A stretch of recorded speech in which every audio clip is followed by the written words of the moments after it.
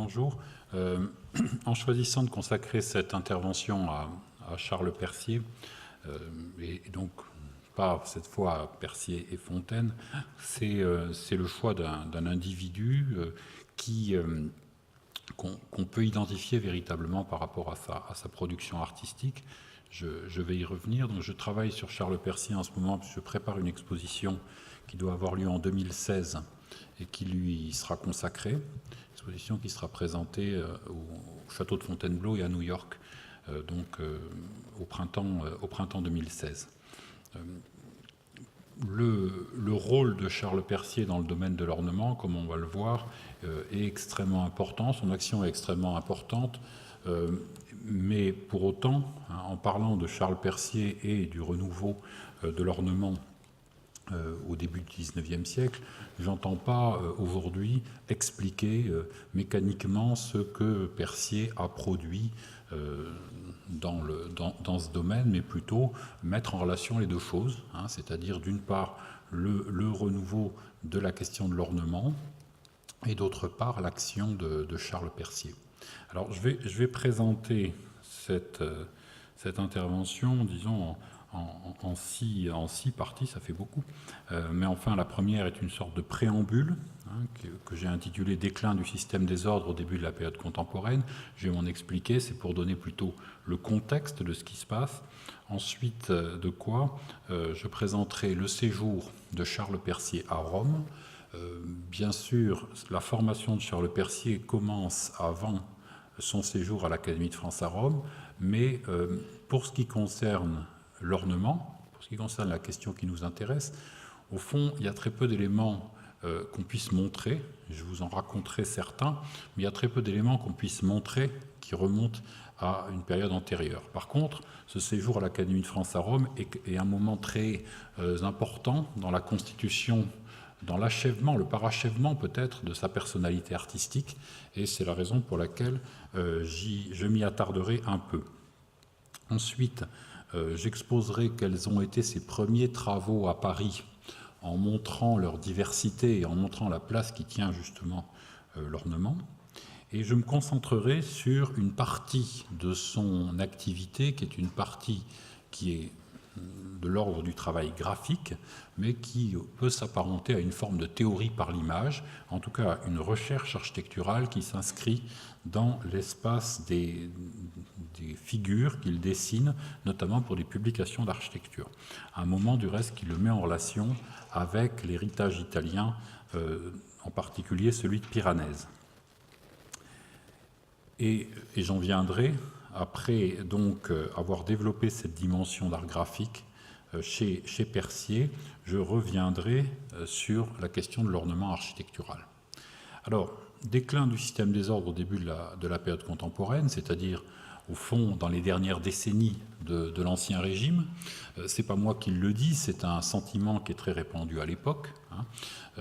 Il y a même un ouvrage qui est publié par un des théoriciens et polémistes de ce temps, Charles-François Viel, qui s'appelle « Déclin de l'architecture à la fin du XVIIIe siècle ». On a ce sentiment qu'il y a quelque chose qui est en train de s'écrouler, et je voudrais l'illustrer de manière assez sommaire, parce qu'on pourrait s'étendre sur cette question, avec une image empruntée ici à l'un des principaux architectes théoriciens de cette fin de siècle, Étienne-Louis Boullée, qui meurt en 1799, et qui va transmettre un legs très consistant sous la forme d'un texte laissé sur l'art, mais aussi une série d'images comme celle-ci, qui représentent des monuments se caractérisant plutôt par leur volumétrie, par leur forme géométrique simple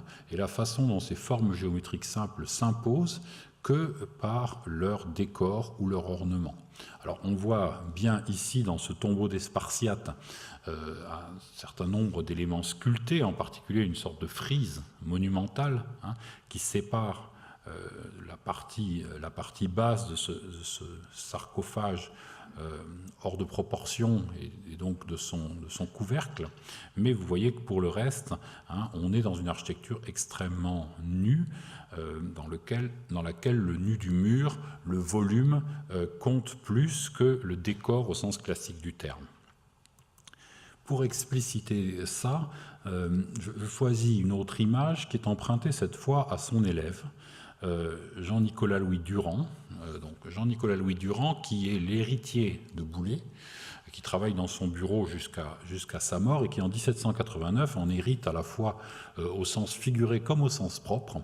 Il hérite de ses papiers, il hérite certainement de ce qu'il a appris en travaillant dans son entourage, et il hérite aussi de son argent. Et il va devenir le professeur d'architecture de l'école polytechnique et publier tout de suite après, très peu de temps après la mort donc de Boulay, 2 livres, dont le précis des leçons données à l'école polytechnique. Et je vous présente ici une des planches de ce précis qui s'appelle « Emploi des objets de la nature dans la composition des édifices » pour illustrer cette question du décor et de l'ornement. Un détail de cette planche, hein, qui nous montre au fond des édifices ornés de végétation. Et je vous lis la citation qui l'accompagne. « Ces treilles couvertes de vignes, ces berceaux sous lesquels on se promène avec tant de volupté et qui, à si peu de frais, contribuent à la décoration, décorent même de la manière la plus complète et la plus agréable tant de maisons en Italie, sont bien propres à faire naître des réflexions dans le goût de celles que nous avons faites à propos des fontaines. En effet, lorsque la raison nous met en quelque sorte sous la main une foule de décorations architectoniques toujours variées, toujours nouvelles, lorsque les arts s'empressent tous à nous offrir des imitations de la nature, lorsqu'enfin la nature elle-même nous présente une multitude d'objets propres à nous captiver sous tous les rapports, n'est-il pas étrange que, négligeant tant d'avantages si grands, si faciles à obtenir, on s'obstine par des efforts aussi pénibles qu'infructueux à courir après un vain fantôme de décoration. Alors, ce vain fantôme de décoration que Durand propose de ne plus rechercher, hein, eh bien, c'est celui que son maître Boulay avait déjà en partie délaissé.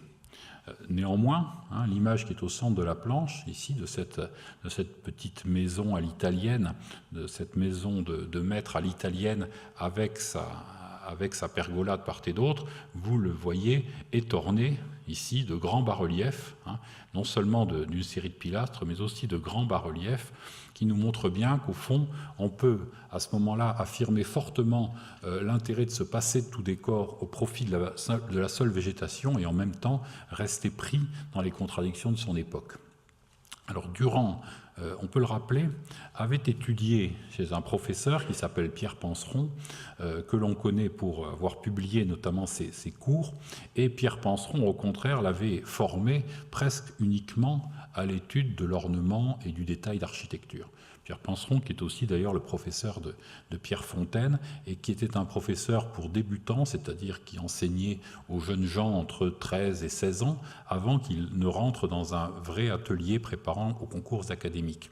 Et donc c'est un professeur important, et vous voyez, donc j'ai choisi quelques pages de son ouvrage, où l'on voit à la fois ici un chapiteau corinthien dessiné avec un grand renfort de détails et de lignes de rappel, mais aussi d'autres types d'ornements, comme sur cette planche, ou encore ici des cahiers d'ornements qui accompagnent l'ouvrage, cahiers représentant des trophées, ou bien ici le pendentif du dôme des Invalides.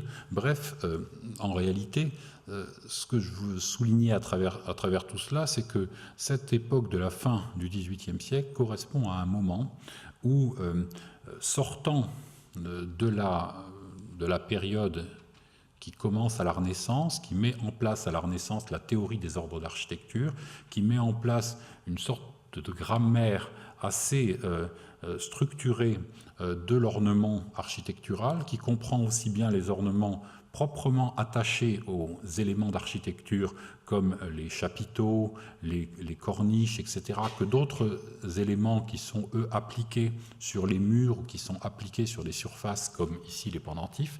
Eh bien, cette période rompt avec le passé pour s'engager dans une voie nouvelle.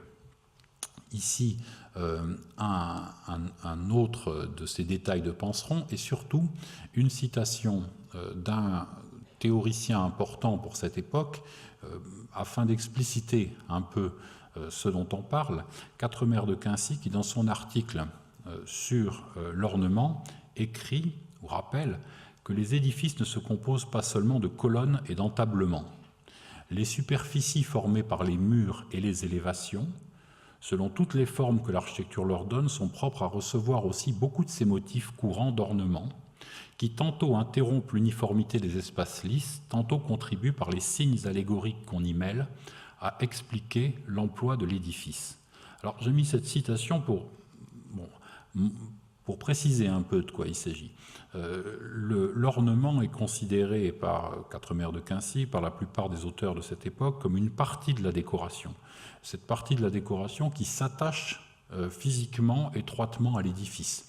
Soit qu'elle concerne, comme il le dit ici, les colonnes et les entablements, c'est-à-dire qu'il s'agisse d'ornements sculptés sur les membres de l'architecture, comme les pilastres, les corniches, les chapiteaux, soit qu'il s'agisse d'éléments qui viennent interrompre, comme il le dit, l'uniformité des espaces lisses. Alors, peut-être que pour caractériser cette crise du système des ordres, on peut retenir deux images. Celle de gauche, ici, qui est extraite de l'ordonnance des 5 espèces de colonnes de Perrault, Claude Perrault, qui propose le système classique le plus abouti, le plus parfait dans son ouvrage, mettant en interrelation les 5 ordres. Vous voyez qu'on a une croissance très régulière de la hauteur des soubassements, des fûts, comme de l'ordre complet. Et ce système parfait, en réalité, est un système abstrait dans lequel toutes ces colonnes sont définies par leurs proportions et rentrent dans un jeu comme ça, croissant, mettant en interrelation les différents éléments. On est à la fin du XVIIe siècle. Dans les années 1820, paraît ce qui est peut-être le dernier livre important en France concernant les ordres d'architecture. Il est publié par un architecte qui est un ami de Charles Percier, qui a été d'ailleurs prix de Rome, même s'il n'a pas pu y aller à cause de la Révolution. Il s'agit de Charles Normand. Et Charles Normand publie en tête de son ouvrage sur les ordres une planche parallèle des ordres antiques contenus dans ce volume, sous le rapport de leurs dimensions respectives. Et vous voyez cette fois une collection, comme une collection d'insectes par exemple, dans lequel chaque élément de la collection est un élément qui se caractérise non pas par ses proportions mais par ses dimensions. Il y en a des petits, des grands, et par ses spécificités. Par exemple, je zoome ici sur une série de colonnes corinthiennes, et vous voyez qu'au fond, cette fois-ci, on a comme un catalogue d'objets, tous différents, qui sont plus interreliés par un système, comme précédemment, qui sont juxtaposés, et au fond, plus on poursuivra l'étude archéologique, plus on pourra ajouter d'exemples à ce catalogue. Donc désormais, les ordres d'architecture ne font plus système, ils sont là comme une série d'objets. Et c'est un bouleversement considérable parce que dans le système des ordres fabriqués à la Renaissance, l'élément principal, c'est justement l'idée de système. C'est justement le fait d'interrelier tous les différents ordres dans un seul système parfaitement cohérent. Et cette fois, c'est fini. Alors ça signifie beaucoup de choses. Ça veut dire que ces objets-là sont devenus des objets mobiles, presque interchangeables. Ça veut dire qu'on n'a plus un système mais une collection. Et évidemment, cette notion de collection, on peut la rapprocher de ce qui se met en place au même moment, c'est-à-dire l'ornement sur catalogue.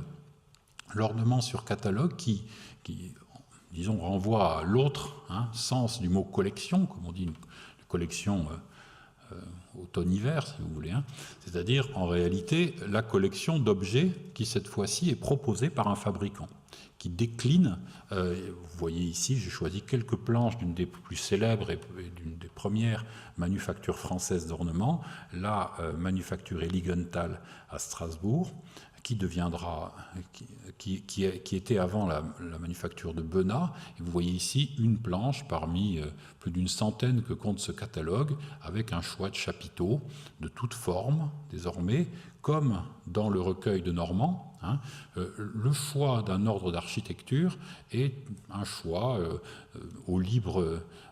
laissé au libre jugement du propriétaire ou de son architecte, comme on choisit un vêtement, comme on choisit un objet pour mettre chez soi. Donc on n'est plus du tout dans cette logique de système qui, à la période classique, s'imposait à l'ornement d'architecture et en particulier aux éléments des ordres d'architecture. Donc dans le même catalogue, on trouve aussi de ces ornements qui sont conçus non pas comme étant attachés aux colonnes et aux pilastres, comme le dit, ou aux entablements, comme le dit Quatremer de Quincy, mais qui sont là pour venir recouvrir des surfaces lisses qui se trouvent ailleurs dans l'édifice. Donc dans ce contexte qui est marqué par un grand basculement, dont je vais donner d'autres éclairages en continuant, Charles Percier apparaît comme un personnage au parcours relativement singulier, ou en tout cas dont le parcours se caractérise par le fait que sa formation initiale prend place non pas dans une petite école d'architecture comme celle de Pierre Panseron, mais à l'école gratuite de dessin, une école fondée dans les années 1760 dans le but de former l'élite des artisans d'art parisiens, ou en tout cas de donner accès à une formation au dessin très avancée aux enfants des ouvriers pauvres et domestiques. Les arts décoratifs, il faut bien le comprendre, à cette époque-là, constituent un enjeu qui est un enjeu industriel et politique. Le soutien aux manufactures, le développement des arts décoratifs est une préoccupation qui remonte jusqu'au centre du pouvoir et qu'on encourage notamment dans une compétition internationale qui s'organise en particulier entre la France et l'Angleterre. Donc il ne s'agit pas d'un simple délassement, on est vraiment dans quelque chose qui est un objectif important pour la société, et cette école gratuite de dessin apprend aux jeunes gens à dessiner, donc des très jeunes gens là encore, donc on est dans un système, on dirait aujourd'hui, de formation en alternance ou d'apprentissage en alternance, puisque les cours sont donnés seulement 2 demi-journées par semaine, et le reste du temps, bien sûr, ces jeunes gens travaillent pour gagner de l'argent. Et donc, Charles Percier, là, va fréquenter, c'est important, dès les premières années de sa formation, l'élite des futurs artisans d'art qu'il va ensuite côtoyer professionnellement en leur donnant notamment des commandes à exécuter, mais aussi quelques architectes importants. J'ai cité tout à l'heure Charles Normand, mais on connaît peut-être encore mieux le nom de Baltard, même s'il s'agit de Louis-Pierre Baltard, le père de celui qui construira les Halles de Paris. Donc on a là un creuset assez particulier qui donne tout de suite à l'architecte des compétences qui sont des compétences à cheval entre le monde des arts décoratifs et celui de l'architecture. Alors je vous ai dit que de ce temps-là, on ne conserve pas d'images, d'illustrations. On pourrait montrer simplement les gravures que l'on donnait à copier à ces jeunes gens, puisque l'essentiel de la formation était basé sur la copie. On leur apprenait à dessiner en copiant des gravures qui étaient placées sous une feuille en verre devant eux, et c'était ça l'essentiel de leur apprentissage. Alors, Charles Percier est un étudiant brillant, mais je passe sur cet élément. Il se fait connaître, acquiert une réputation avant même d'obtenir le Grand Prix. D'ailleurs, beaucoup de ses projets d'élèves seront publiés dans le premier recueil des projets justement primés par l'Académie. Et bon, il arrive à Rome en 1786, après avoir remporté le Grand Prix, et il va être le premier architecte à qui l'Académie assigne ce qu'on appelait plus tard les envois de Rome, c'est-à-dire un travail qui consiste à dessiner un monument important de Rome, à le restituer et à envoyer ses dessins à Paris. Le but est à la fois de former le jeune homme dans ce travail de relevé de dessin et en même temps de fournir à l'Académie à Paris, à l'Institut, à l'Académie donc royale d'architecture, des documents de première main qui renseignent sur cette architecture antique. Et Percier, parce qu'il a déjà été repéré comme un dessinateur hors pair, se voit confier un drôle de monument qui est la colonne Trajane. La colonne Trajane, donc construite en l'honneur de Trajan, dont on ne sait pas encore qu'elle va servir de modèle en 1806 à la colonne Vendôme, mais qui a un thème qui intéresse beaucoup à l'époque, et c'est aussi, avant tout, une sorte d'immense bas-relief en pierre, hein, qui monte en spirale le long du fût de la colonne en racontant comme une sorte de bande dessinée antique les exploits de Trajan. Et donc c'est beaucoup moins un édifice au sens des proportions d'un édifice, au sens de la distribution d'un édifice, qu'un objet à mi-chemin entre la sculpture et l'architecture. Il est certainement important de considérer que si la vocation de Charles Percier l'avait déjà ancré du côté des arts décoratifs, ce choix, qui est certainement dû à un de ses premiers employeur, Pierre-Adrien Paris, ce choix le conforte à la fois dans sa maîtrise du dessin d'ornement et dans sa pratique, donc de son goût pour cela.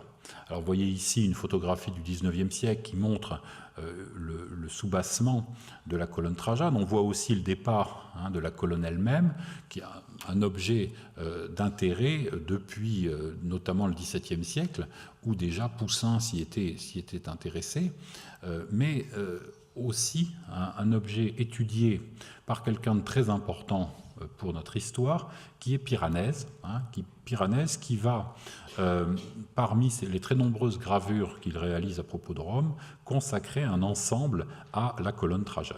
Alors vous voyez ici l'une de ces gravures de Piranèse qui, au fond, si on regarde cette image, reflète un état ruiné de l'édifice, s'attache d'une certaine manière au foisonnement du décor, à la fois à son état de ruine, de dégradation, davantage qu'à clarifier vraiment la composition ou les éléments. On va voir que l'approche de Percier est assez différente.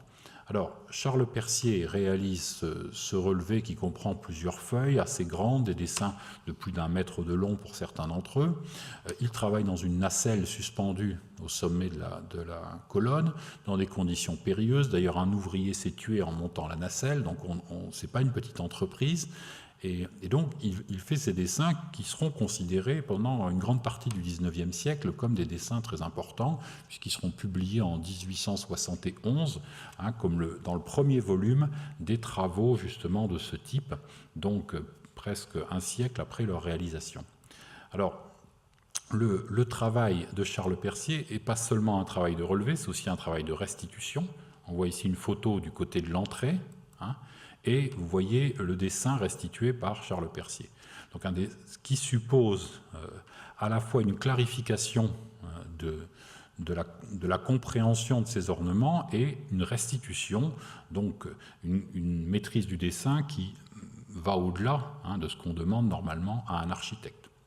Alors, vous voyez là une planche qui restitue un des aigles au pied de la colonne et certains des croquis réalisé par Charles Percier à Rome, qui relève donc le plumage de l'animal, etc. Donc vraiment un travail très très attentif qui va très loin dans l'intérêt pour ce qui ici, bien entendu, est de la sculpture, qui va même un peu au-delà de l'ornement d'architecture.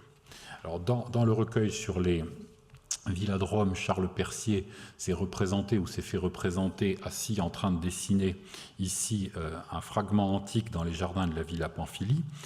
Son activité n'est pas seulement l'activité requise, c'est-à-dire l'activité que l'on demande officiellement aux pensionnaires de l'Académie de France, c'est une activité qui va donner, qui va permettre de produire des centaines de dessins, même des milliers, qui sont aujourd'hui conservés dans des albums à l'Institut de France. Et parmi ces milliers de dessins, la sculpture et l'ornement tiennent une place considérable. Alors, ce sont quelquefois de simples croquis, comme ici, qui relèvent un motif. Donc, dans ces questions, d'ailleurs, la question de l'iconographie et celle des éléments ornementaux proprement dit se mélangent toujours. Et je vous montre quelques images, les techniques sont très variées. Ici, il s'agit de dessins à la mine de plomb, d'études très précises de feuilles d'acanthe. Ici, vous voyez encore un fragment de chapiteaux. Donc on voit que Percier non seulement prend un intérêt très grand à cette étude, mais qui pousse très très loin cette étude. Il pousse cette étude à un niveau qui est presque déraisonnable, surtout à une époque, comme on vient de le voir, où on va avoir tendance de plus en plus à faire appel à des ornemanistes qui vendent des décors produits en série. Percier, au contraire, se confronte aux fragments antiques comme à une école du goût, et il va approcher cet ornement, au fond, comme quelque chose qui lui donne une autre compétence que celle de la théorie classique de la Renaissance, qui est une compétence qui relève justement de l'appréciation artistique, de la finesse de l'évaluation de son travail à travers la précision du dessin et à travers la sensibilité qu'il veut se forger, qu'il veut développer à ce contact. Au fond, pour lui, ces fragments antiques et la sculpture antique sont une école du goût. Et il pratique cette école du goût vraiment comme des pianistes feraient des gammes. Alors, de retour à Paris, donc Percier arrive à Paris en 1791. Ce n'est pas le meilleur moment pour commencer une carrière d'architecte prix de Rome au service de l'aristocratie, comme il a été destiné à le faire normalement. Cela dit, Percier est d'origine plébéienne. Son père est concierge du pont tournant des Tuileries et sa mère est une lingère de Marie-Antoinette. Alors, ça ne signifie pas qu'il soit extrêmement pauvre, mais en tout cas, dans le cadre de la Révolution, ça le place très favorablement, et il sera soutenu de façon très active par David, le peintre, David, qui assure une surintendance des arts pendant cette période et qui va tout de suite l'introduire dans les instances révolutionnaires, qui va tout de suite lui permettre de jouer un rôle de premier plan en dépit d'une époque bouleversée. Alors, j'évoque simplement ces différentes dimensions. On va voir qu'elles rejoignent la question du décor, de l'ornement, des arts décoratifs. Une des premières commandes connues intervient en 1793, lorsque la Convention confie à Georges Jacob la réalisation du mobilier donc, de la Convention. Apparemment, en confiant cette commande à Georges Jacob, on lui conseille aussi d'aller voir Charles Percier pour qu'il dessine un mobilier authentiquement républicain. Cette idée vient probablement de David et sans doute de collaboration passée entre le peintre et le jeune architecte à propos du dessin de mobilier qui figure dans certains tableaux de David. Toujours est-il qu'il va réaliser du mobilier pour la Convention. La même année, son premier employeur, sinon un de ses premiers maîtres, Pierre-Adrien Paris, architecte des menus de plaisir de Louis XVI, qui était très lié à Louis XVI, décide de renoncer à sa charge après l'exécution du roi, certainement par fidélité plus que par conviction, mais par fidélité à Louis XVI, et Pierre-Adrien Paris quitte en particulier la charge d'architecte des décors de l'opéra. Et en le quittant cette charge, il indique Percier comme la seule personne capable de lui succéder. Donc Percier se retrouve nommé architecte des décors de l'opéra, une tâche à laquelle il associe d'abord Louis-Pierre Baltard et très rapidement Pierre Fontaine. C'est le début de leur collaboration régulière. Alors évidemment, on n'est pas là dans l'ornement, mais vous voyez qu'il y a quand même une dimension de l'ordre du décor qui est assez importante dans ces premières tâches. Percier travaille aussi assez rapidement pour des commandes privées, et parmi celles-ci, l'une des mieux connues consiste à décorer l'atelier du peintre Isabey. Dans ce tableau extrêmement célèbre qui a été exposé au Salon 1796, on voit donc cette fameuse réunion d'artistes dans l'atelier d'Isabey, avec au centre Percier qui porte un chapeau qui pourrait faire penser qu'il était donc bonapartiste avant l'heure, puisque je pense que c'est pur hasard s'il porte ce chapeau-là en 1796, et autour de Percier, donc Fontaine ici et Jean-Thomas Thibault à l'arrière, toute cette société d'artistes qui va être extrêmement importante pour le développement des arts à partir du début du XIXe siècle. Et le décor, donc ici, a été conçu et sans doute en partie réalisé par Percier. Il sera d'ailleurs publié dans le recueil de décoration de Percier et Fontaine, dont la parution commence en 1802. Et on pense que ce décor et reprend celui qui avait été conçu et dont on n'a pas de trace de Percier et Fontaine pour la section révolutionnaire à laquelle ils appartenaient, que Percier s'est contenté de changer l'iconographie, en particulier en remplaçant la tête de Brutus, qui était au centre dans la section révolutionnaire, par une tête de Minerve ici. Les commandes privées vont conduire Percier et Fontaine à se faire connaître d'une manière importante et vont conduire notamment Joséphine de Beauharnais à souhaiter s'attacher leur service. Ce sera le début du travail pour Napoléon et le début de ce travail commence à la Malmaison à partir de 1799 et évidemment là c'est une carrière officielle très importante qui est lancée. La Malmaison était également publiée dans le recueil de décoration et c'est évidemment une œuvre qui installe les deux architectes de manière très importante dans une notoriété qui commence à dépasser les frontières. Si bien que le roi d'Espagne leur commande un décor d'un luxe sans égal pour une des petites pièces de sa Casa del Labrador à Aranjuez, dans laquelle Percier dessine une petite salle, un petit cabinet connu sous le nom de cabinet de platine, qui est entièrement réalisé à Paris et qui sera monté en kit sur place à Aranjuez.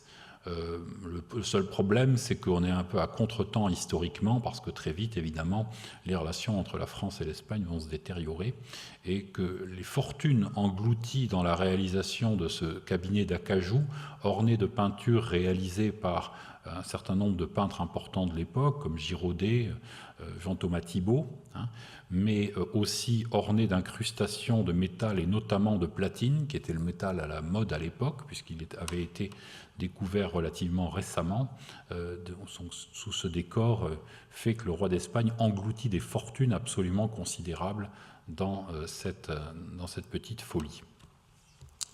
Autre travail très déterminant qui intervient dans cette période immédiatement consécutive à la Révolution, la première publication de Percier et Fontaine dédiée au Palais de Rome.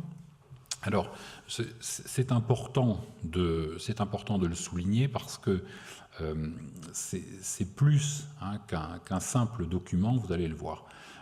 Ce livre est un livre qui prend position en faveur d'une architecture italienne moderne, des édifices modernes dessinés à Rome, c'est-à-dire le contraire des édifices antiques en réalité. C'est la seule définition qu'on puisse donner à ce nom de moderne, qui recouvre aussi bien des églises paléochrétiennes que des palais du XVe ou du XVIe siècle ou des réalisations très récentes comme le musée Pio Clementino. Alors, c'est une extension de l'intérêt des architectes français à Rome, qui s'intéressaient traditionnellement aux antiquités, on l'a vu, mais qui désormais vont prendre comme modèle ces édifices de la Renaissance. Alors ici, on en voit deux, qui sont des édifices de taille moyenne et qui apparaissaient comme des modèles très adaptés pour les nouvelles maisons de Paris, qui se construisaient à l'époque de manière assez active. Assez active parce que, évidemment, la Révolution et l'Empire est une période de forte, transition de la propriété foncière à cause de la confiscation des biens nationaux et une période dans laquelle beaucoup de nouvelles fortunes investissent dans la pierre. Donc c'est peut-être pas une époque pendant laquelle on construit beaucoup de grands monuments publics, mais c'est une époque dans laquelle l'architecture privée est assez active. Et là, on a besoin de références nouvelles, parce qu'il n'est pas question de reproduire les édifices de l'Ancien Régime, les archétypes de l'Ancien Régime. On ne veut plus faire des hôtels particuliers, on ne veut plus faire des châteaux, on veut faire des villas à l'italienne, on veut faire des immeubles ou des maisons qui s'inspirent de celles de Rome ou de celles de Palladio. Donc, dans cet ouvrage, Percier et Fontaine vont publier des petits et des plus grands édifices, comme le palais Farnèse. Ils vont les étudier la plupart du temps en plan et en façade de façon assez schématique, même si quelquefois ils s'attarderont aux détails de leur ornement. Ils utiliseront la perspective de manière assez régulière pour montrer certains de ces espaces. Et on va le voir tout à l'heure, ils utiliseront aussi des pages spéciales pour présenter l'ornement. La même année, Percier est chargé d'une commande qui, là encore, le distingue des autres architectes, un éditeur, imprimeur important, Pierre Didot-Lenné, donc c'est une famille d'éditeurs qui continue d'exister presque jusqu'à aujourd'hui.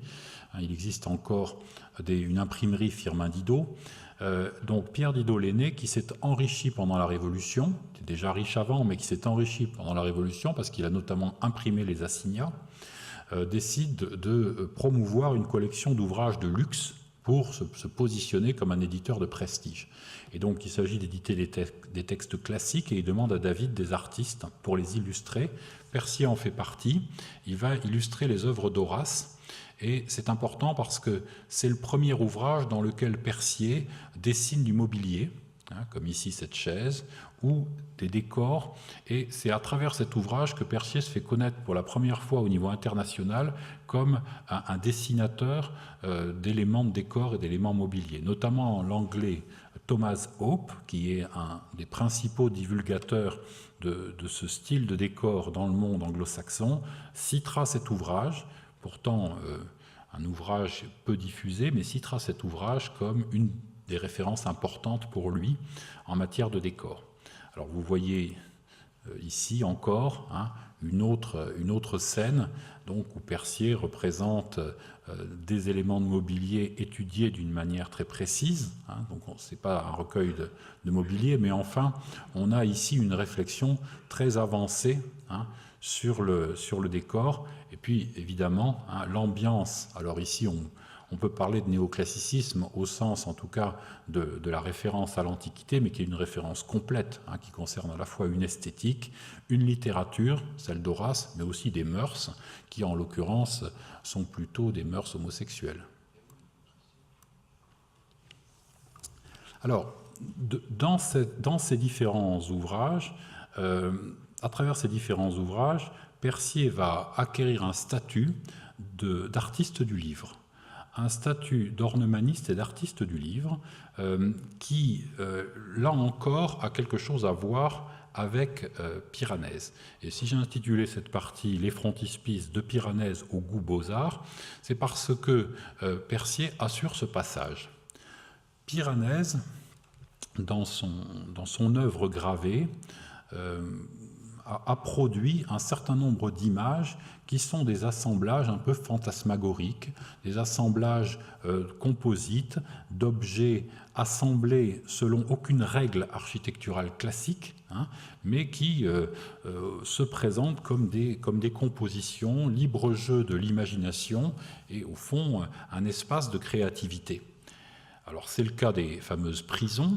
On voit ici la page de titre, donc le frontispice des prisons d'invention de Piranèse, mais les prisons elles-mêmes sont toutes, au fond, de ces compositions, de ces libres compositions artistiques qui ouvrent un champ tout à fait nouveau à l'imaginaire architectural.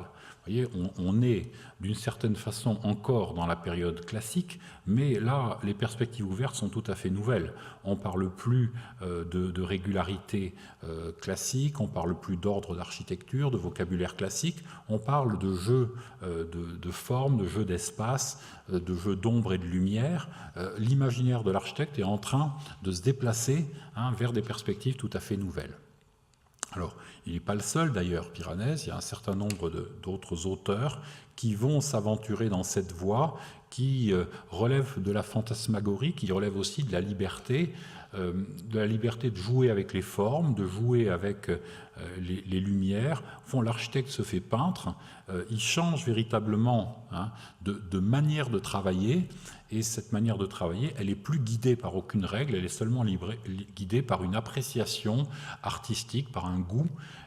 Donc c'est quelque chose de très important, parce que vous voyez que ça rapproche d'un seul coup l'architecte du peintre, du sculpteur, en le plaçant sur le terrain de l'émotion, le plaçant sur le terrain de la sensibilité, aussi de la subjectivité. hein. Et ce moment-là, évidemment, est très marquant. Alors, une autre image de Leger, ça donne lieu, dans le domaine, disons, des compositions architecturales, à l'invention de formes tout à fait bizarres, on pourrait presque dire monstrueuses, hein, comme ici avec Clérisseau, qui fabriquent quelque chose qui correspond à rien qu'on connaisse, un amas de bâtiments un peu informes, conjuguant des fragments antiques, des nouvelles constructions, et qui vaut précisément par ce caractère irrégulier. D'ailleurs, cette méthode qui consiste à prendre des éléments, à les coller, à les assembler, hein, cette méthode de combinaison de fragments, on la retrouve aussi dans un genre pictural qui est de la peinture d'architecture, mais vous voyez comme ici, hein, où le peintre Hubert Robert va conjuguer des éléments célèbres comme la place du Capitole de Michel-Ange ici, la colonnade de Saint-Pierre à l'arrière-plan, le Panthéon de Rome, et le port de Ripetta sur le Tibre pour former un nouvel ensemble architectural. Et là, on voit que ce système de composition des frontispices à la Piranèse est un système qui peut se développer à un autre niveau, qui est celui de la conception de la ville, qui est celui de la conception de véritables ensembles architecturaux. On n'est plus à l'échelle d'un simple frontispice, mais c'est la même méthode qui prévaut, celle de l'assemblage d'éléments, voilà, qui vont être posés ici et là en fonction d'une appréciation artistique.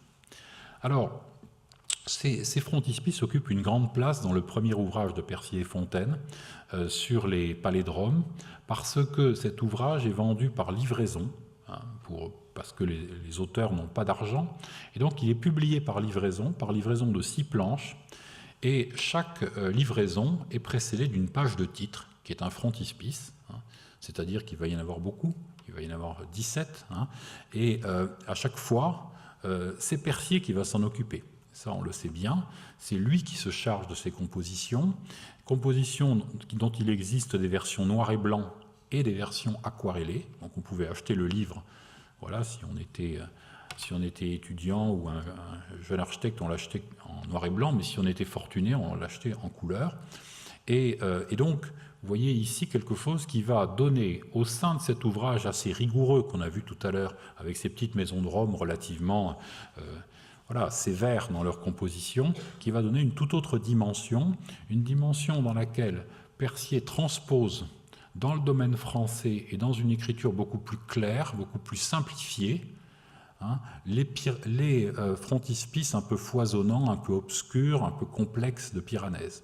Et donc on a une transposition, évidemment Piranèse est à l'arrière-plan, mais Percier opère un déplacement, et ce déplacement il se fait vers un esprit à la fois probablement plus français, plus néoclassique au sens de la simplification des formes, de la simplification du vocabulaire, mais en même temps il est en train, certainement ne sait-il pas encore, d'installer cette formule dans le système français, et notamment dans le système académique français. Alors, quelques autres exemples qui montrent véritablement l'attention apportée à ces compositions, où évidemment, là, l'ornement joue un rôle considérable parce qu'on peut se perdre dans les délinéaments des décors, observer ces deux petits amours, observer ce trophée d'armes au centre, etc. Donc, pour Percier, c'est vraiment un espace de l'imaginaire qui se concentre sur ces planches. Et l'on pourrait dire que les éléments que l'on voit ici, qui sont au fond des éléments classiques empruntés aux ruines que l'on trouve dans les villas de Rome, dans les palais de Rome, sont des éléments bien connus. En fait, la plupart de ces éléments-là sont les mêmes qui avaient été étudiés depuis la Renaissance par les architectes. Mais quand les architectes de la Renaissance avaient proposé de les assembler selon un système bien ordonné, cette fois, Percier les réassemble selon des compositions libres. Et donc, on a vraiment un basculement qui s'opère ici. L'architecte ne répond plus à des règles, il répond simplement à son goût, à la finesse de son appréciation, d'où cette importance, au fond, de travailler son jugement artistique. L'architecte devient vraiment le juge individuel et très subjectif de la propre qualité de son travail. Alors, bon. Ces frontispices vont avoir un grand impact, d'abord directement sur les élèves, on pouvait s'y attendre, de Percier et Fontaine, qui reproduisent, comme ici Grandjean de Montigny et Famin, le principe de ces frontispices dans leur ouvrage sur l'architecture toscane, publié à partir de 1806, ou bien chez un architecte qui n'est pas directement ou très peu l'élève de Percier, François-Léonard Suette, le Nantais, qui dans son recueil d'architecture va proposer ce même genre de composition.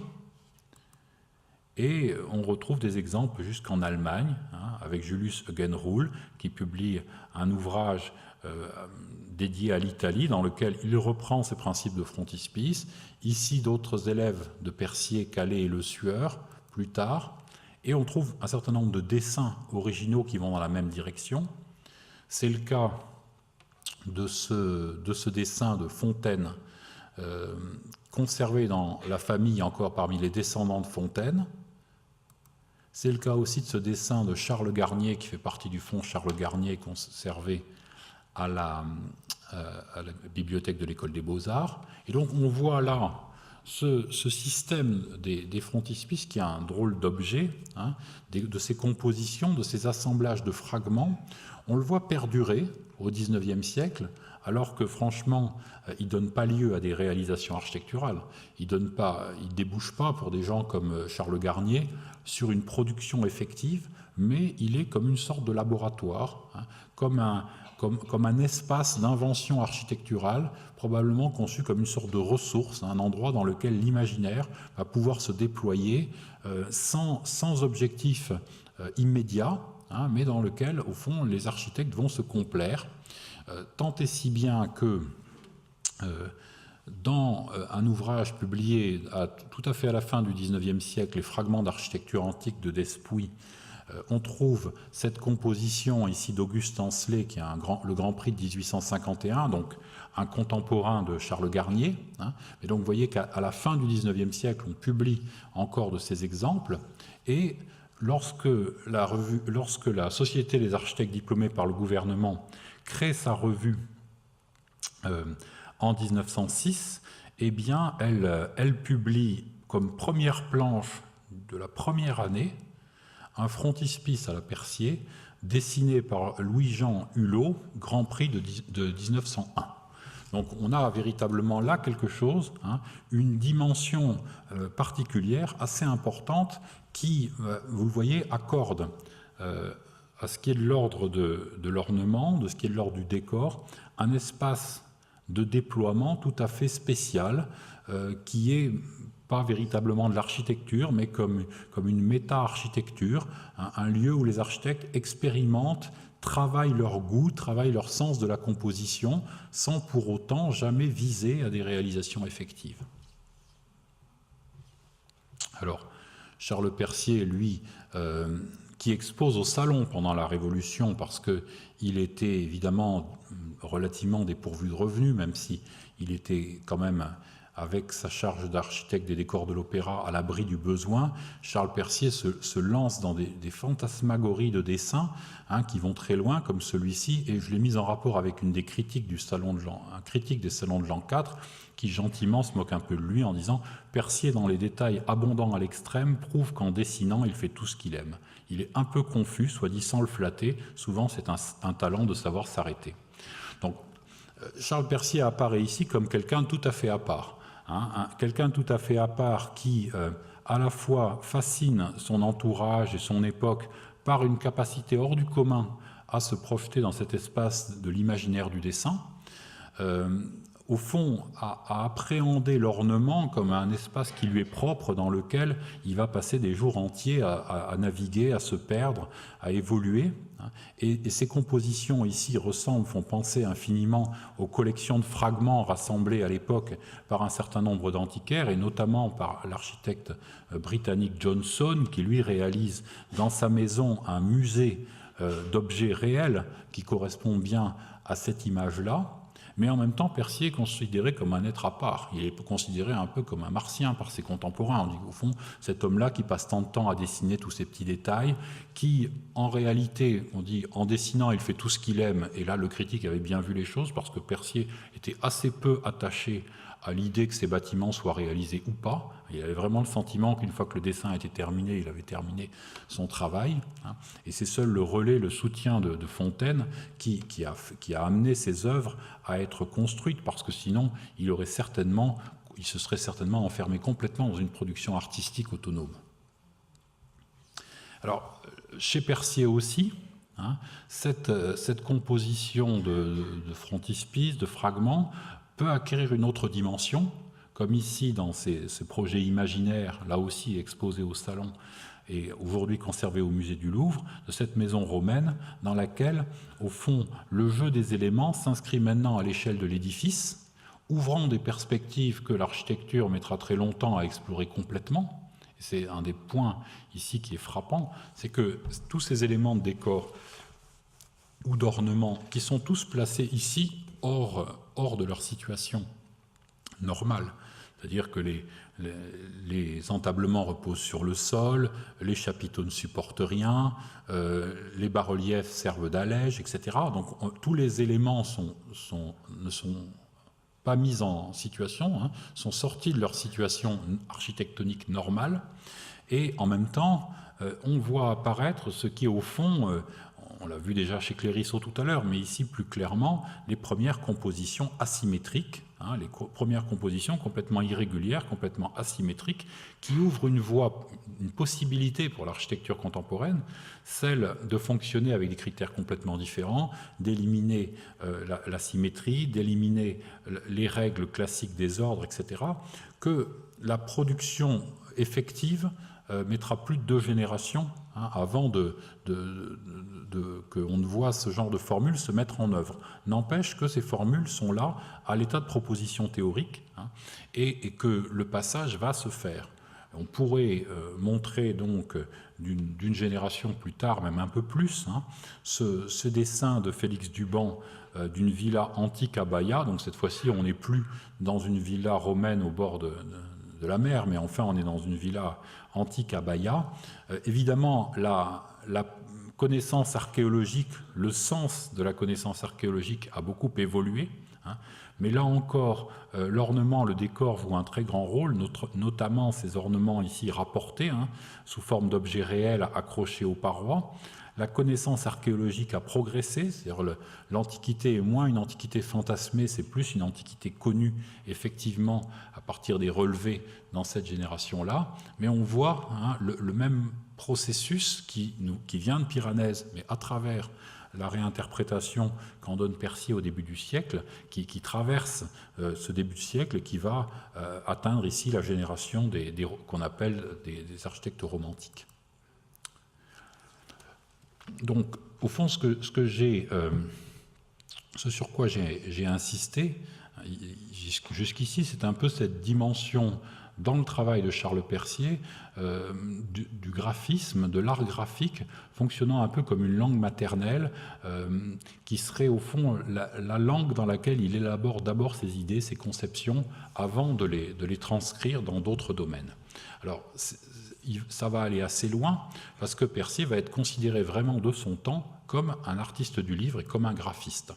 Après avoir fait les Horaces et puis son propre ouvrage, il est invité à nouveau à illustrer cette fois les Fables de La Fontaine, pour lequel il va fournir des illustrations tout à fait étonnantes, parce que ces illustrations témoignent maintenant d'un éclectisme du goût et d'une ouverture à d'autres modèles que seulement le modèle antique. Vous voyez ici Perrette et le pot-au-lait. Perrette a brisé son pot-au-lait, elle est habillée en cicciora romaine, avec un costume typique du Lazio, et elle est via Flaminia, donc on aperçoit au fond la porte du peuple et l'obélisque de la Piazza del Popolo. Donc un mélange assez sympathique entre la fable de La Fontaine et ce décor à l'italienne, mais on trouve aussi dans l'ouvrage des décors beaucoup plus troubadours. On est en 1802, j'attire votre attention sur le fait qu'on est en 1802, et en 1802, Percier, qui a trouvé à s'occuper, en plus de ses très nombreuses tâches, en secondant Alexandre Lenoir dans l'étude des fragments qu'il rassemble au Musée des Monuments Français, Percier montre que désormais la Renaissance française et le XVIIe siècle français n'ont plus beaucoup de secrets pour lui, même en termes vestimentaires. Alors, il est alors sollicité pour toute une série d'objets qui relèvent pas tellement de l'architecture, mais beaucoup de l'ornement et du décor. De l'ornement ici, l'éventail que la ville de Paris décide d'offrir à Joséphine en 1798, dont il existe différentes versions, mais dont l'original est conservé au Metropolitan Museum. Les premiers billets de la caisse des comptes courants, il va dessiner quatre des premiers billets. Alors en 1800, il dessine 2 billets et ensuite 2 autres en 1806. Donc là, je passe rapidement, mais vous voyez que le même travail sur l'ornement est repris à l'échelle des billets de banque. Et puis ce travail-là, il va l'appliquer notamment à ses propres ouvrages, en particulier au choix des plus célèbres maisons de plaisance publiées à partir de 1809, dans lequel les ornements et les différents ornements du livre et les différents bandeaux décoratifs et frontispices témoignent d'un travail très intéressant sur la notion de relief. Percier invente cette forme d'ornement du livre dérivé du bas-relief ou même des incises à la limite, dans lequel on travaille sur l'idée d'une très faible épaisseur et de texture, comme ici cette grande composition, ou bien ici en assemblant donc des fragments romains qui sont repris dans des compositions cette fois à plat. Ce travail d'ornement, donc on voit encore un autre de ces ornements ici des villas en bas, il faut le mettre en relation avec un art du livre français du XVIIe siècle, et ici j'ai placé un des ornements de l'ouvrage de Fréard de Chambray sur le parallèle des anciens et les modernes, une référence à la grande tradition classique de l'édition du XVIe et du XVIIe siècle, aux Étienne par exemple, etc., qui fait écho aux efforts du régime de l'époque, de Napoléon, pour renouer avec les fastes de l'Ancien Régime, mais pas ceux du XVIIIe siècle, qui étaient tellement critiqués, non, ceux de Louis XIV, ceux de la grandeur de la France. Et donc, le travail qu'on observe au niveau de l'étiquette de la cour, que l'on observe au niveau de la reconstitution d'une maison de l'empereur à partir de 1804, on en trouve l'équivalent dans cette volonté des éditeurs, des auteurs, d'égaler les plus grands moments de l'édition française, notamment du XVIIe siècle. Et d'une certaine façon, cette dimension graphique se retrouve aussi dans les éléments qui constituent le corps même de l'ouvrage sur les villas, à savoir les plans des jardins, comme ici celui de la Villa d'Est, qui sont traités d'une manière particulièrement graphique et abstraite, comme véritablement un jeu de textures, des découpages qui sont entièrement recomposés pour répondre à des proportions géométriques voulues par les deux architectes. Et donc ce travail sur le graphisme des plans, évidemment, devient presque une sorte de mosaïque, c'est-à-dire cet esprit, au fond, que l'on trouve dans les ornements, semble comme se transposer aux plans eux-mêmes qui sont conçus comme des compositions.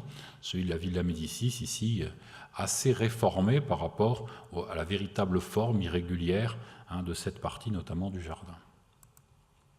Alors, juste pour le souligner, parce que c'est une chose assez peu connue, Charles Percier se passionne tellement pour ses compositions du livre et ses ornements qu'il continuera d'en produire jusque dans les années 1820, alors qu'il est absolument à l'abri du besoin financier.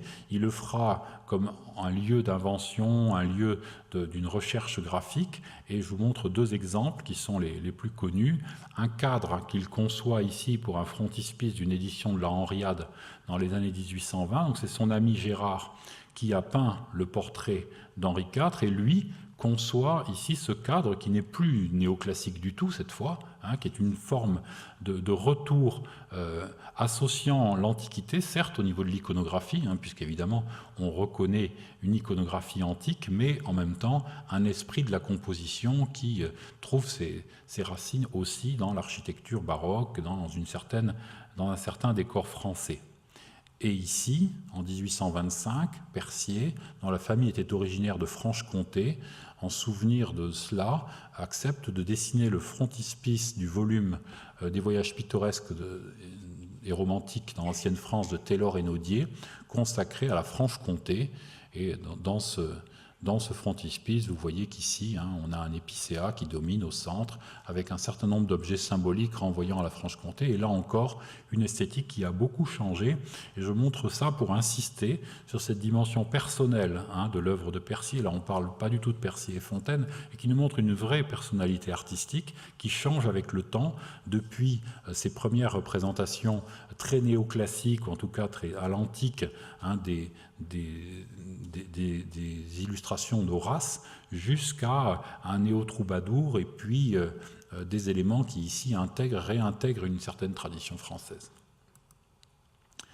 Alors, dans le domaine de la production effective des objets, avant d'en venir à l'architecture, on peut souligner que tout cela va trouver à s'employer, tout ce savoir-faire va trouver à s'employer à différentes échelles et dans différents types d'objets. Donc Percier ne se contente pas de produire du papier sous forme de dessin ou sous forme de gravure, il va aussi présider à la fabrication d'un certain nombre d'objets importants, puisque par exemple c'est lui qui dessine ici cette planche rassemblant des objets utilisés pour le sacre, notamment la couronne de Charlemagne que Percier dessine. C'est la couronne qui va servir à couronner Napoléon empereur.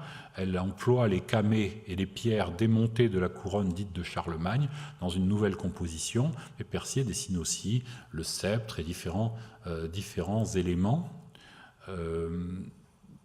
Avec son élève Hippolyte Lebas, il va produire, mais ce ne sont que quelques exemples parmi une production très, très ample. Par exemple, ici, la fontaine à thé dessinée pour Marie-Louise en 1810, dans laquelle on voit s'affirmer de plus en plus un statut de l'ornement qui est regardé comme une caractéristique aussi de sa production, c'est-à-dire cet ornement rapporté. Vous voyez cet ornement qui vient ici comme se plaquer à la surface des volumes, et qui, on pourrait épiloguer là-dessus parce que c'est pas tout à fait aussi simple, mais qui renvoie à cette idée de la séparation entre le corps du bâti et l'ornement telle qu'elle est apparue au début de mon exposé à travers Boulet ou à travers Durand, ou ici, dans ces flambeaux, ces flambeaux très intéressants. Donc il en existe, ils étaient dessinés pour les Tuileries, il en existe dans les musées français, mais aussi aux États-Unis,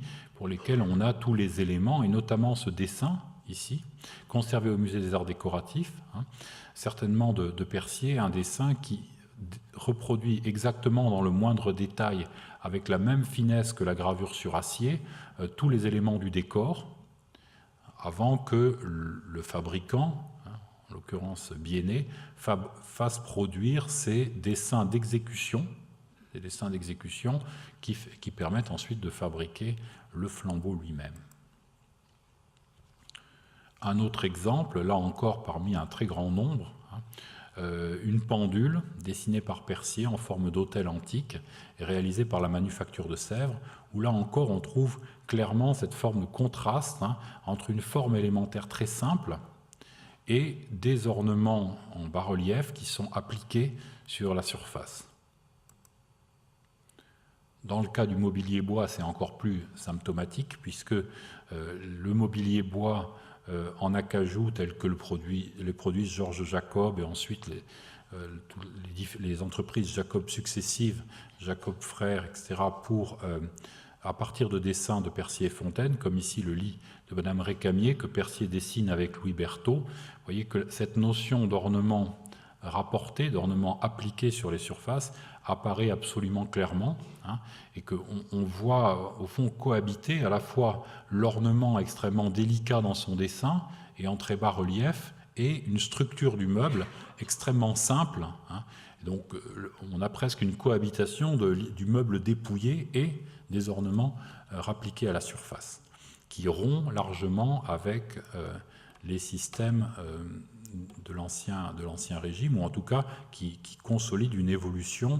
Vous voyez ici le corps de bibliothèque dessiné par Percier pour recevoir, alors ça peut nous amuser, mais vous voyez ce plateau en malachite qui avait été offert par le tsar ici, il fallait en faire quelque chose, donc on a décidé de faire ce meuble pour le mettre en dessous. Voilà. Alors, on va parler un peu d'architecture. tout de même si, au fond, il est important de noter que Percier, dans toute cette diversité d'activités, se revendique et se pense comme architecte. C'est très important. On ne peut pas surestimer l'importance qu'avait à cette époque le fait d'être prix de Rome d'architecture. Aujourd'hui, ça ne signifie plus rien, mais à cette époque, c'était vraiment se placer tout à fait au centre du jeu. Et en l'occurrence, pour Percier, dans sa relation même avec Fontaine, c'était vraiment assumer une autorité tout à fait considérable. Donc Percier est architecte, il n'y a pas de discussion là-dessus, en tout cas dans son esprit, même si aujourd'hui, rétrospectivement, on peut s'interroger en se demandant si au fond de lui, il n'était pas plutôt ornemaniste, dessinateur, décorateur, mais pour lui, il est architecte, et d'ailleurs, il s'exprime sur ce point en expliquant qu'au fond, tout ce qui est de l'ordre du décor, qu'il s'agisse de la décoration intérieure, du mobilier, etc., tout cela doit se plier à l'architecture, que l'architecture doit être véritablement au centre de cette pensée ornementale et décorative.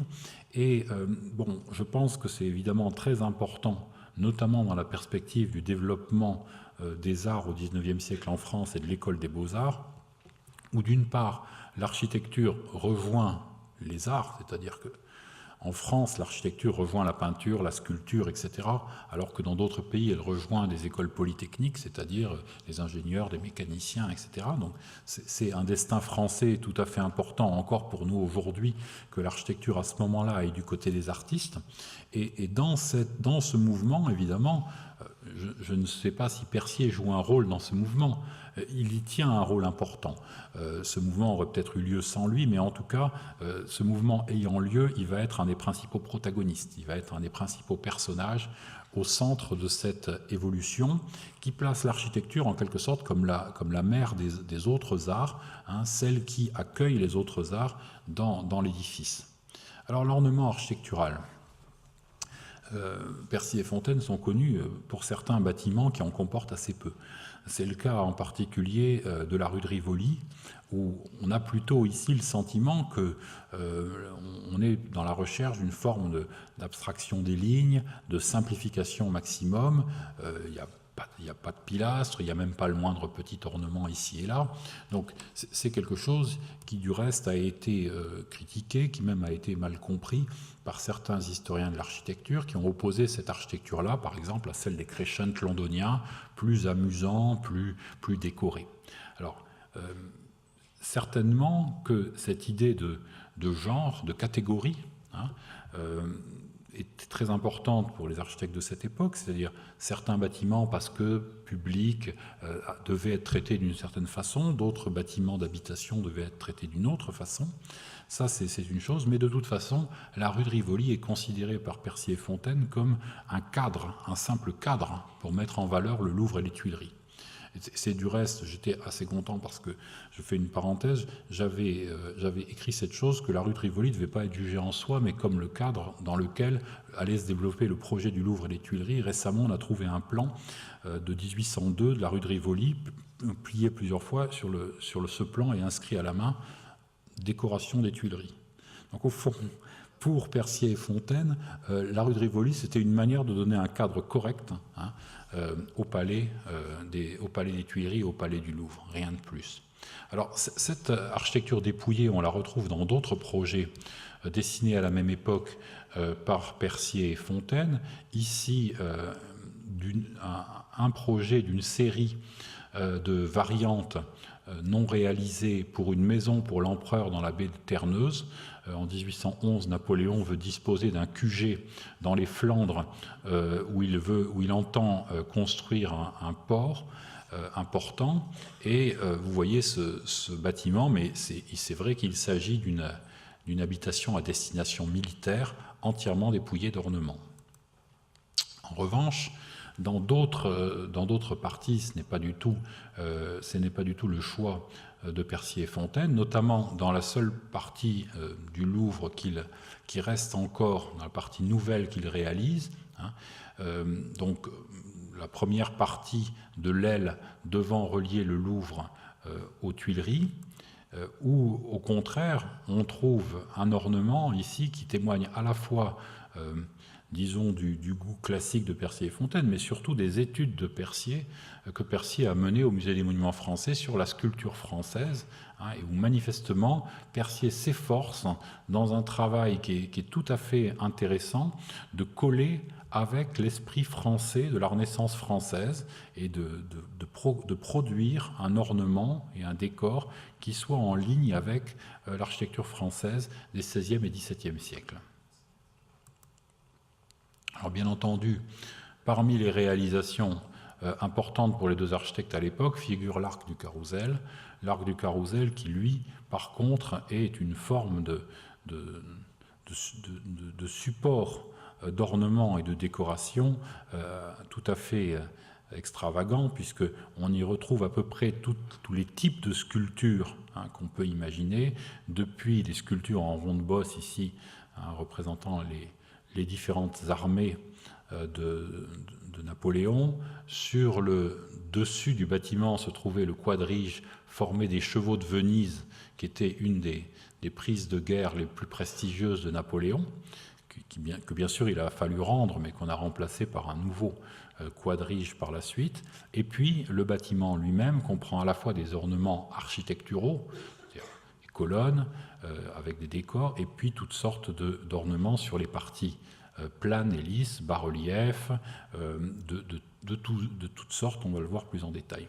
C'est un bâtiment du reste qui est extrêmement nouveau aussi, bien que ça ait été très très peu relevé, sans doute parce que ça venait un peu tôt, très innovant dans le domaine de la polychromie. D'une façon très surprenante, ce bâtiment qui a été vraiment vu de tous et qui a d'ailleurs reçu le prix décennal d'architecture en 1810, a jamais été discuté du point de vue de sa polychromie, alors que c'est un des premiers édifices publics français qui a introduit une polychromie aussi forte, et donc ce qui pose à la fois des questions en termes d'interprétation de l'Antiquité et de rupture avec une tradition française de l'architecture monochrome, mais cette dimension, certainement importante pour la suite et inspiratrice pour des gens comme Hittorf, ici n'a pas fait l'objet de polémiques ou de discussions. C'est comme si les contemporains n'avaient pas vu la polychromie. Alors, l'arc est entièrement recouvert d'ornements. Certains sont des ornements, disons, dans une situation architectonique. D'autres sont des bas-reliefs comme des tableaux rapportés qui sont placés dans les espaces qui leur sont réservés. D'autres, enfin, sont incisés à la surface de la pierre, des ornements en creux extrêmement fins qui renvoient bien évidemment à l'expérience de la colonne Trajane. On retrouve ces trophées d'armes, on retrouve toute l'iconographie et tout le savoir-faire que Percier a pu accumuler en étudiant la colonne Trajane. On voyait donc les types d'ornements et d'ornements sculptés très différents les uns des autres. Ici, des trophées ou des ornements en creux occupant les écoinçons entre l'arc et donc le cadre. Ici, donc, un bas-relief où, au contraire, les personnages sont représentés en costume moderne. Ici, un décor plus traditionnellement architectural avec des poutis portant des guirlandes, et ainsi de suite.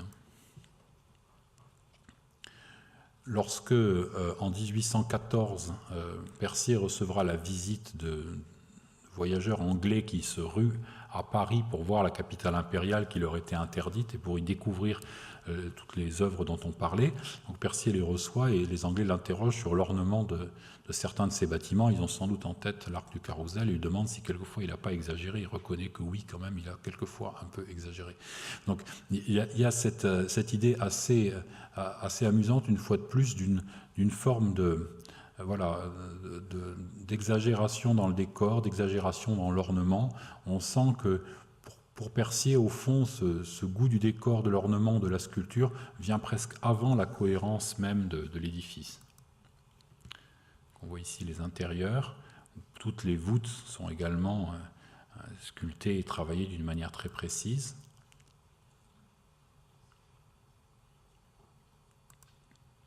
Alors, peut-être qu'au fond, c'est dans un des premiers projets de Percier et Fontaine que se trouve la dimension la plus moderne de leur approche de l'ornement. Je pense à ce projet dessiné en 1796 en réponse au concours révolutionnaire, Donc vous savez que la Révolution lance un certain nombre de concours destinés à produire des monuments, en fait destinés à associer les artistes à la Révolution et aux batailles de la République, et en même temps à leur procurer un peu de revenus à une époque où la commande publique est au point mort. Et donc il y a ces projets qui ont été bien étudiés, qu'on appelait les concours de l'an 2, mais qui se sont poursuivis après l'an 2, ont donné lieu à un certain nombre de projets qui sont une expression d'une architecture qui a trouvé peu l'occasion de se réaliser. Et Percier-Fontaine remporte plusieurs de ces concours. Mais beaucoup d'architectes gagnent parce qu'il s'agit de répartir un peu aussi d'argent à tout le monde, mais en tout cas, il remporte plusieurs de ces concours, dont un avec ce monument destiné à recevoir les noms des héros morts en défendant la patrie. Et c'est un très étonnant projet dans lequel on peut noter, au fond, à quel point d'abord Percier-Fontaine sont assez peu impliqués dans l'architecture dite révolutionnaire, notamment si on observe le petit temple dorique ici, qui domine l'ensemble, et dans lesquels l'emploi du dorique sans base, qui est vraiment à l'époque, disons, une référence convenue et qui connote le côté spartiate, le côté républicain de l'architecture, est employé ici avec beaucoup de mesures, des colonnes qui ne sont pas renflées, qui n'ont pas beaucoup de réduction entre la base et le sommet, qui sont assez espacées l'une de l'autre, avec des chapiteaux très classiques dans les proportions. Très nettement, Percier-Fontaine se distingue du vocabulaire révolutionnaire, de l'architecture révolutionnaire, et d'ailleurs, c'est une parenthèse, c'est tout à fait, sur ce point, ils vont rentrer tout à fait en accord avec Napoléon, qui ne souhaitera pas du tout que son règne se caractérise par la production de cette architecture très outrée, très extravagante, qui avait été produite par Ledoux, par ses émules, et qu'on a associée à la Révolution. Dans cette mesure qui se manifeste ici déjà chez Percier-Fontaine, on a tout le travail de l'Empire pour éliminer dans l'expression architecturale les dimensions proprement révolutionnaires des dernières années de l'Ancien Régime. Mais la partie la plus originale, c'est sans doute toute cette base, cette pyramide supportant le temple, faite de gradins dans lesquels on a gravé les noms nombreux de héros morts en défendant la patrie. Donc c'est un monument qui pariait sur une hécatombe assez abondante dans son organisation générale, et qu'on doit rapprocher d'un autre édifice parisien qui est donc la bibliothèque Sainte-Geneviève de la Brouste. Les liens entre Percier et la Brouste sont très nombreux, même s'ils ont été peu étudiés, et la Brouste a beaucoup regardé cette génération. Il a d'ailleurs, la Brouste, quand il est arrivé à Rome comme pensionnaire de l'Académie de France, fait comme premier travail un relevé de la colonne Trajane.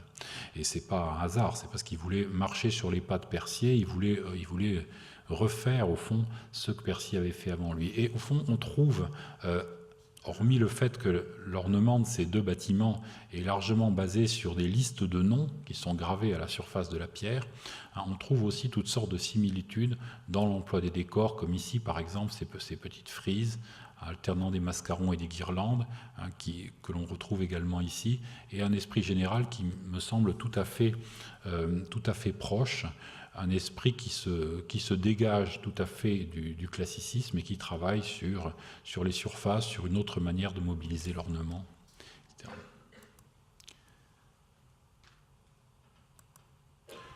Voilà, donc vous voyez que c'est un exposé qui n'appelle pas forcément beaucoup de conclusions, en tout cas de conclusions vraiment affirmatives. Le personnage de Charles Percier est un personnage très, très complexe en réalité, mais qui fait passer quelque chose entre le XVIIIe et le XIXe siècle.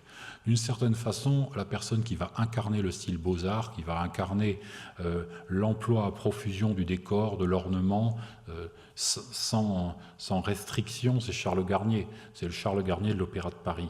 Et Charles Garnier est un personnage beaucoup plus simple, beaucoup plus positif que Charles Percier.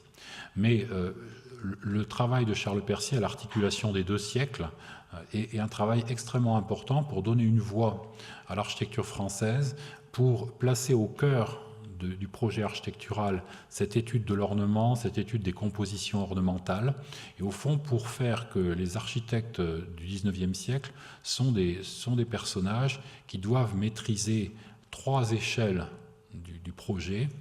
Une échelle, celle des grandes compositions, des grands plans, qui est celle sur laquelle ils sont sélectionnés pour le concours du prix de Rome, celle des grandes compositions Beaux-Arts qui vont faire la gloire de l'institution jusqu'au milieu du XXe siècle, celle de l'édifice bien sûr qui est au centre de leur activité principale, et puis celle du décor et de l'ornement qui doivent maîtriser à un haut niveau de dessin, de rendu en couleur, au pinceau, en employant l'aquarelle, qui est au fond le terrain dans lequel ils valident réellement leur dimension artistique, leur sensibilité artistique, et au fond un petit peu le précaré qui les distingue et en même temps qui permet de mesurer justement leur valeur d'artiste à proprement parler. Voilà, je vous remercie.